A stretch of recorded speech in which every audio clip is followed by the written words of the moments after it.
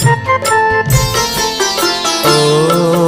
कर्पूरगौरं करुणावतारं संसारसारं भुजगेन्द्रहारं सदा वसन्तं हृदयारविन्दे भवं भवानी सहितं नमामि भवं भवानी सहितं नमामि।